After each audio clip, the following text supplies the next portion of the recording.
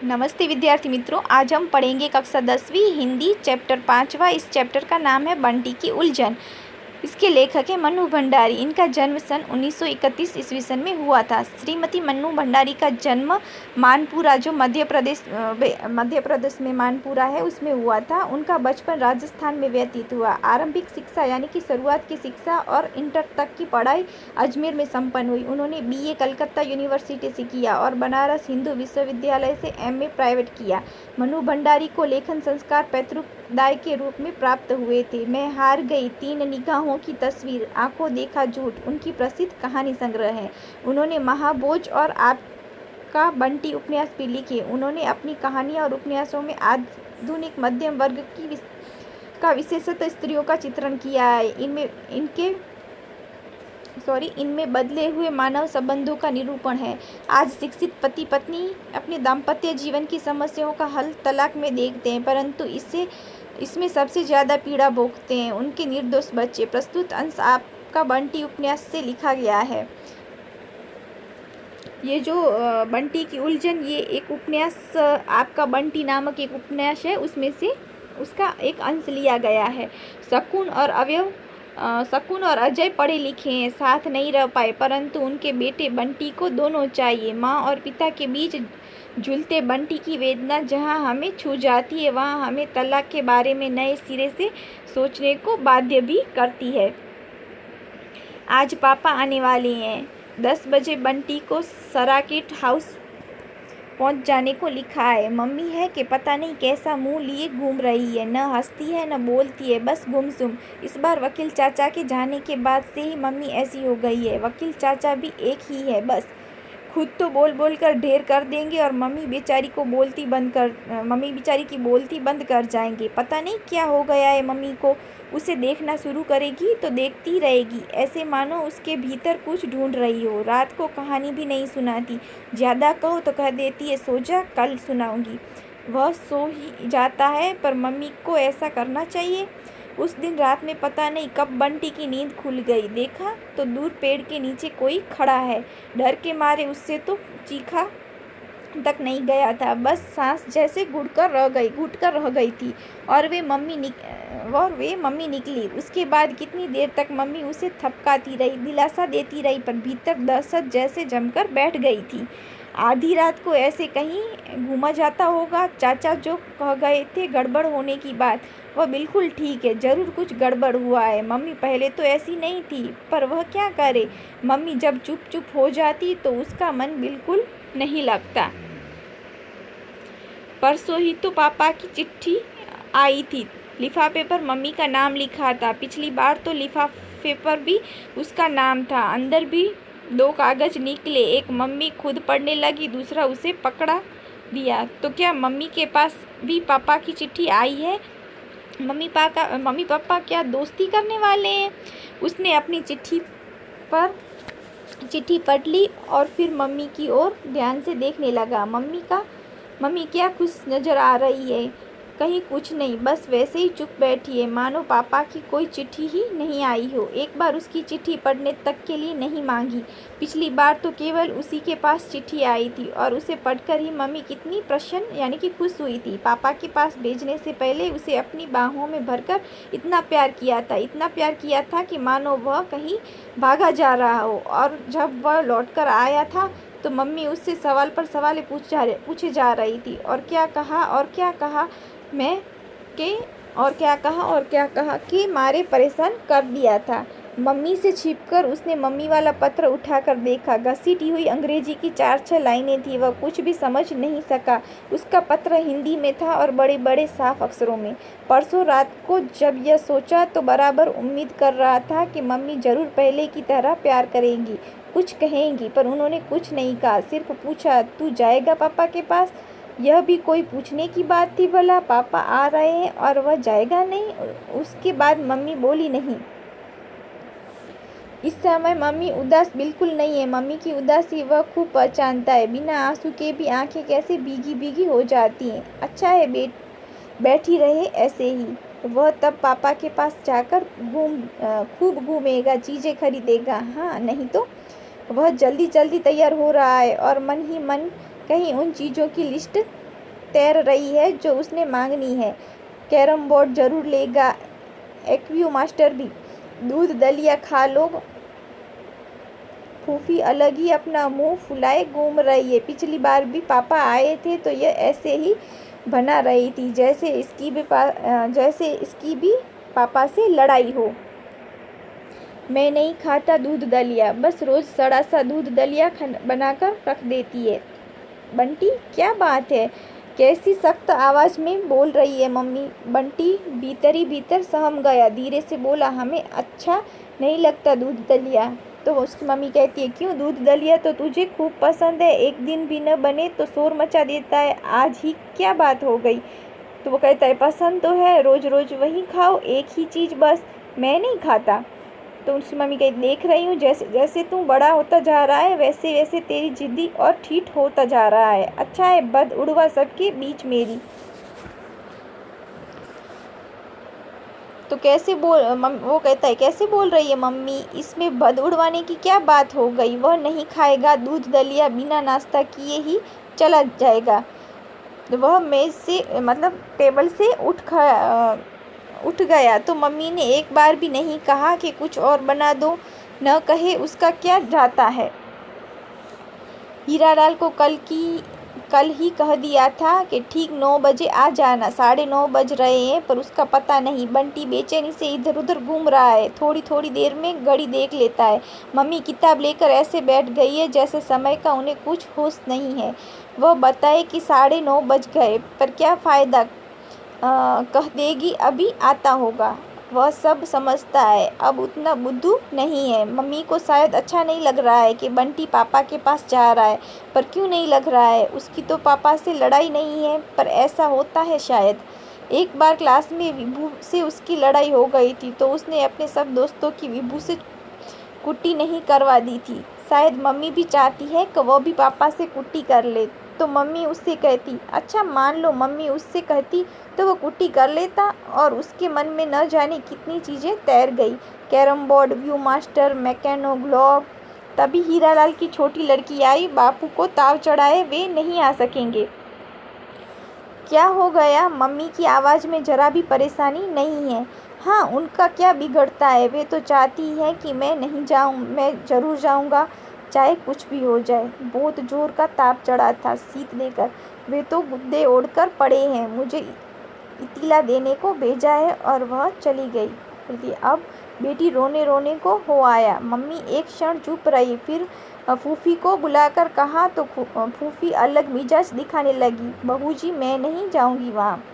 तो वो कहती हैं कि क्यों, बस तुम ही मुझे छोड़कर आओगी। बंटी फूफी का हाथ पकड़कर झूल आया, जल्दी चलो, अभी चलो, छोड़ आओ फूफी, वरना कौन ले जाएगा। कैसी ठंडी ठंडी आवाज़ में बोल रही है, जैसे कहना इसीलिए कर रही है बस, ले जाए न ले जाए कोई फ़र्क नहीं पड़ेगा। फूफी एकदम बिफर पड़ी, कोई नहीं है ले जाने वाला तो नहीं जाएगा, मिलने की ऐसी ही बेकली है तो खुद आकर ले जाएंगे। इस घर में आ जाने से तो कोई धर्म नहीं बिगड़ जाएगा, आप जो चाहें सजा दे लो। बहू जी मैं वहाँ नहीं जाऊँगा, मुझसे तो आप जानो। और बड़बड़ाती हुई फूफी चली गई। मम्मी ने कुछ भी नहीं कहा, मम्मी का अपना काम होता तो कैसे बिगड़ती। अब फूफी को अब फूफी को कहो न कि बिगड़ती जा रही है, ढीठ होती जा रही है, बस डांटने के लिए मैं ही हूँ। ठीक है, कोई मत ले जाओ मुझे। और बंटी एकदम वहीं पसार कर रोने लगा। रो क्यों रहा है, यह भी कोई रोने की बात है भला। ठहर जा, कॉलेज के माली को बुलवाती हूँ। मम्मी माली को समझा रही है, देखो कह देना कि 8 बजे तुम लेने आओगे, इसीलिए जहाँ कहीं भी हो 8 बजे तक सर्किट हाउस पहुँचाए। तू भी कह देना रे, 8 से देर नहीं कर रही, समझे। कैसी सख्त आवाज़ में बोल रही है, एकदम प्रिंसिपल की तरह। रास्ते भर बंटी सोचता गया कि बहुत सारी बातें हैं जो वह पापा से पूछेगा, मम्मी से पूछी नहीं जाती। कभी शुरू भी करता है तो या तो मम्मी उदास हो जाती है या सख्त। उदास मम्मी बंटी को दुखी करती है और सख्त मम्मी उसे डराती है। और इधर तो मम्मी को पता नहीं क्या कुछ होता जा रहा है। पास लेटी मम्मी भी उसे बहुत दूर लगती है। उसके और मम्मी के बीच जरूर कोई रहता है, शायद वकील चाचा की कही हुई कोई बात, शायद कोई गड़बड़ी। उसे कोई कुछ नहीं बताता, वह अपने आप समझे भी क्या। मम्मी की बात तो पापा से भी नहीं पूछी जा सकती, पर एक बात वह जरूर पूछेगा कि क्या तलाक वाली कुट्टी में कभी अब्बा नहीं हो सकती। अगर पापा भी साथ रहने लगे तो कितना मज़ा आए। पर ऐसी बात पूछने पर पापा ने डांट दिया तो पापा बाहर ही मिल गए। बंटी देखते ही दौड़ गया और पापा ने उठाकर छाती से लगा लिया। बंटी बेटा, और दोनों गालों पर ढेर सारे किस्सू दे दिए। शाम को तांगे में बिठाकर पापा ने उसे घुमाया, आइसक्रीम खिलाई, चाट खिलाई, गन्ने का रस खिलाया। बंटी सोच रहा था कि पापा शायद कुछ चीज़ें और दिलवाएंगे, लेकिन उन्होंने कुछ नहीं दिलवाया तो बंटी को थोड़ी सी निराशा हुई। पर फिर भी उससे मांगा नहीं गया। खा पी कर घूम फिर कर शाम को वे लोग वापस आ गए। तांगे से उतरकर बंटी भीतर जाने लगा कि एकदम पापा की चिल्लाहट सुनाई दी।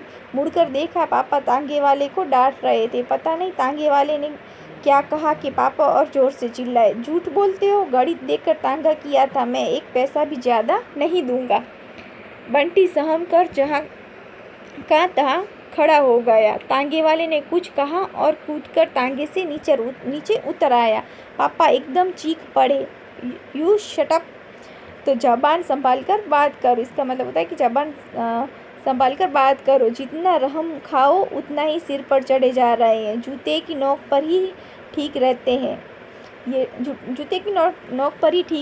ये लोग। पापा का चेहरा एकदम सुर्ख हो रहा था और आंखों से जैसे आग बरस रही थी। बंटी की सांस जहाँ की तहाँ रह गई। चपरासी और दरबान ने बीच बचाव करके तांगे को रवाना किया। पापा अभी भी जैसे हाँफ रहे थे और बंटी सहमा हुआ था। उसने पापा को कभी गुस्सा होते हुए देखा ही नहीं। एकाएक ख्याल आया, कभी इसी तरह उस पर गुस्सा हो तो वह भीतर तक कांप गया, यानी अंदर से वह डर गया। एकाएक उसे बड़ी जोर से मम्मी की याद आने लगी। अब वह एकदम मम्मी के पास जाएगा, माली आया या नहीं। तभी चपरासी ने कहा, बाबा को लेने के लिए आदमी आया था, आधे घंटे तक बैठा भी रहा, अभी गया है, बस आपके आने से 5 मिनट पहले ही। बंटी की आंखों में आंसू आ गए। किसी तरह उन्हें आंखों में ही पीता हुआ वह बड़ी असहाय सी नज़रों से पापा की ओर देखने लगा। मन में समाया हुआ एक अनजान डर जैसे फैलता ही जा रहा था। पापा ने एक बार घड़ी की तरफ नज़र डाली। चपरासी चला गया तो यह भी अच्छा तमाशा है, घड़ी देकर घर में घुसो, जो समय उधर से दिया गया है उसी में घूमो फिरो और लौट आओ। नॉनसेंस। एकाएक ही बंटी की छलछलाई आंखें बह गई। पता नहीं माली के लौट जाने की बात सुनकर, या कि पापा का गुस्सा देखकर, या कि इस भय से कि पापा कहीं रात में यहीं रहने को न कह दे। 2 दिन से पापा को लेकर जो उत्साह मन में समाया हुआ था वह एकदम बुझ गया और सामने खड़े पापा उससे निहायत अजनबी और अपरिचित से लगने लगे। अरे तुम रो क्यों रहे हो? रोने की बात क्या हो गई? माली चला गया, अब मैं घर कैसे जाऊंगा? सिसकते हुए बंटी ने कहा। तो वो कहते कि पागल कहीं का, यहाँ क्या जंगल में बैठा है? मैं नहीं हूँ तेरे पास, तो मम्मी के पास जाऊँगा, रोते रोते ही बंटी ने कहा। तो कहते हैं हाँ, तो मैंने कब कहा कि मम्मी के पास नहीं जाओगे? पर माली तो चला गया। बंटी कहता है पर माली तो चला गया, अब मैं कैसे जाऊँगा? तो उसके पापा कहते चला गया तो क्या, मैं तुम्हें छोड़कर आऊँगा बस। बंटी ने ऐसे देखा जैसे विश्वास नहीं कर रहा हो, कहीं उसे बहका तो नहीं रहे। अभी चुप करवाने के लिए कह दे। और फिर कहने लगे कि सो जाओ। पापा ने पास आकर उसका माथा सहलाया, गाल सहलाए तो टूटा विश्वास जैसे फिर जुड़ने लगा। पापा फिर अपने लगने लगे।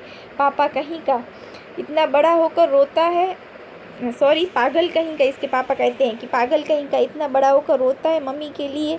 तो असुआई आंखों से ही बंटी हंस दिया। भीतर ही भीतर बड़ी शर्म भी महसूस हुई अपने ऊपर। सचमुच उसे इतनी जल्दी रोना नहीं चाहिए, बच्चे रोया करते हैं बात बात पर। वह तो अब बड़ा हो गया है, अब कभी नहीं रोएगा इस तरह। बंटी पापा के साथ तांगे में बैठा तो मन एकदम हल्का होकर दूसरी ओर को दौड़ गया। पापा को देखकर मम्मी को कैसा लगेगा, एकदम खुश हो जाएगी। वह चीखकर पापा को अंदर ले जाएगा और मम्मी का हाथ पापा का हाथ मिला देगा। चलो कुट्टी खत्म। फिर मम्मी और यह मिलकर पापा को जाने ही नहीं देंगे। सोते घूमते फिरते कितनी बार मन हुआ था कि मम्मी की बात करे, पापा से सब पूछे जो मम्मी से नहीं पूछ पाता है। पर पापा का चेहरा देखकर और बात भीतर को घुमड़कर रह जाती। पर पापा को साथ लाकर और दोस्ती की बात सोचकर उसका मन थिरकने लगा।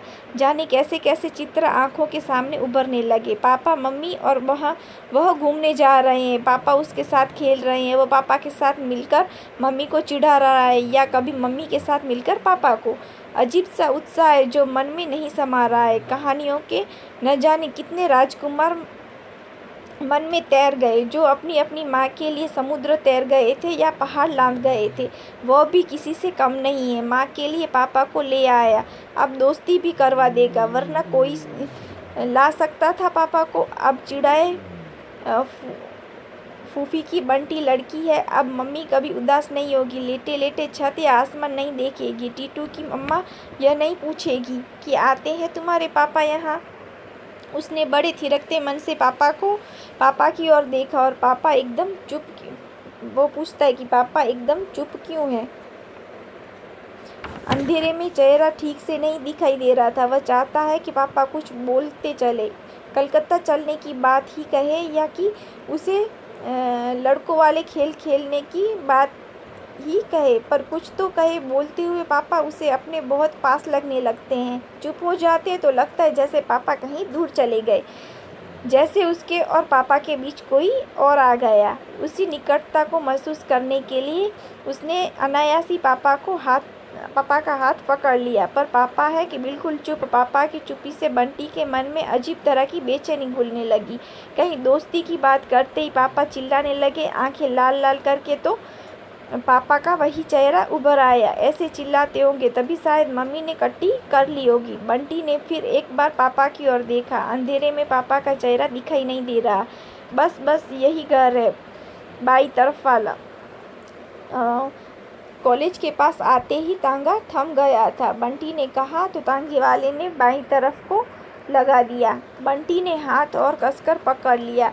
हाथ पकड़े पकड़े ही वह तांगे से नीचे उतरा और एक तरह से पापा को खींचता हुआ गेट की तरफ चला। उसे लग रहा था कि यदि उसकी पकड़ जरा भी ढीली हुई तो पापा छूटकर चल देंगे।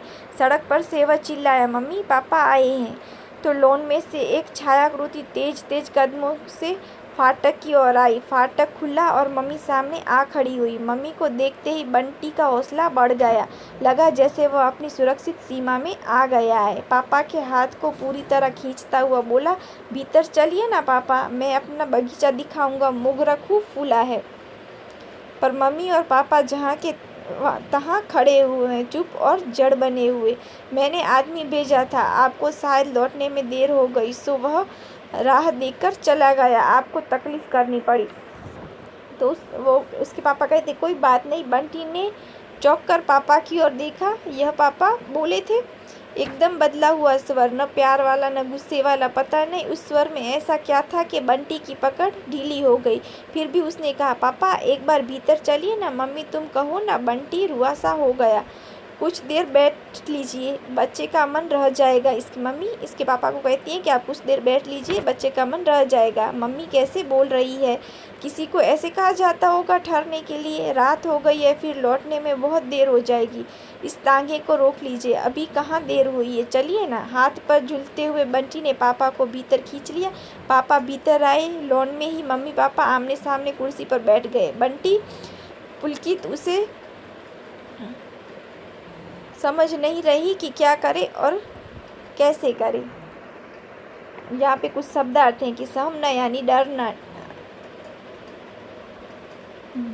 ढीठ यानी उदंग बेअदब, इतीला यानी सूचना, बेकली यानी बेचैनी, सुर्ख यानी लाल, निहायत यानी बहुत ज़्यादा, अत्यधिक। कुछ मुहावरे हैं। बोलती बंद कर देना यानी चुप कर देना, आंखें छला छलाना, रोना, मन थिरकने लगना यानी आनंदित होना, आंखें लाल करना यानी गुस्सा करना, चेहरा सुर्ख होना यानी शर्म या गुस्से से चेहरा लाल होना, छाती से लगा देना यानी बहुत प्यार करना।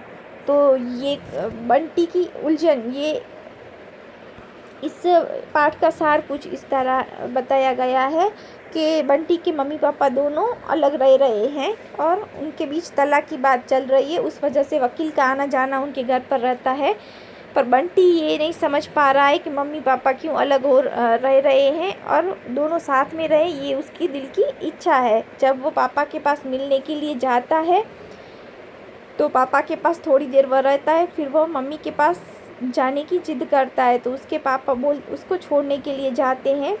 तो अपनी मम्मी और पापा को बातचीत करते देखता है तो उसे कुछ अजीब सा महसूस होने लगता है कि ये दोनों आपस में किस तरह बात कर रहे हैं। ये बात उसको समझ नहीं आती है और वो फिर भी अपने पापा को अपने घर पर ठहराने की कोशिश करता है और जिद करके अपने पापा को अपने साथ ले जाता है।